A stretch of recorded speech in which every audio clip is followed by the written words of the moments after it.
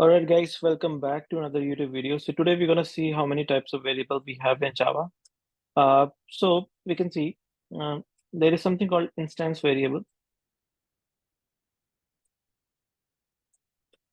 and there is something called local variable. And these are defined as per the scope of the variables we have in Java. So let's say, for example, I'm going to move this a bit down here. And let's say you have this main method right now. I'm going to remove this hello world as well. And let's remove this, or maybe bring this main method a little bit down. Okay, so first we talk about the local variable. So let's suppose we have a method called public void get name.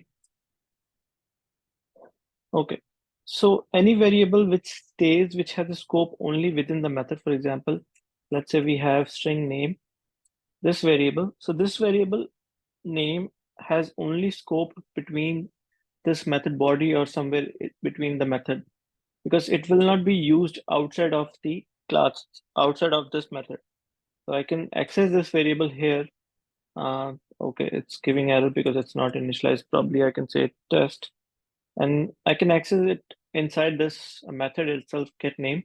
But if I try to access somewhere outside of it, let's say here, it's not showing anything. It's like in the red color, if you guys can see.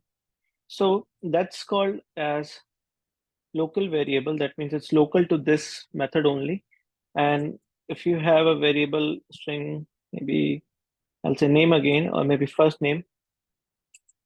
This is also called as local variable. Now, this will not be accessed outside of this method, but you can still access it inside this method. Probably I can say first name here, and it's again accessible.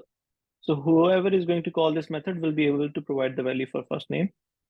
All right, so this is called local variable. Now, let's talk about the instance variable. So instance variable is something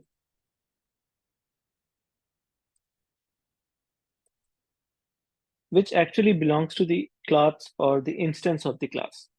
That means it's actually related to the object, not to the method. It's something different than the local variable.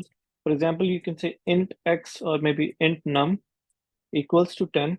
And this variable is called as instance variable because it can be accessed throughout the class anywhere.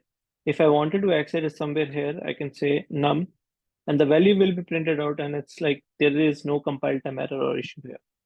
You can not access it here because it's a static method, and non-static method or non-static variable cannot be accessed directly in the static context.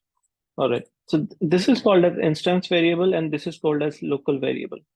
There is another variable, we call it as static variable, and can be declared with the keyword called static. I can say static int maybe num2, and I can say 10. So basically, static variable, you can say it's a shareable property or shareable resource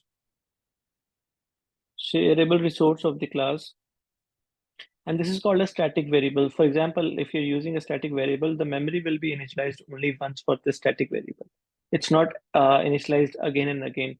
For all the objects, it's only going to be assigned for one time. So these are the three types of variable we have in Java. I can mention this as a static variable.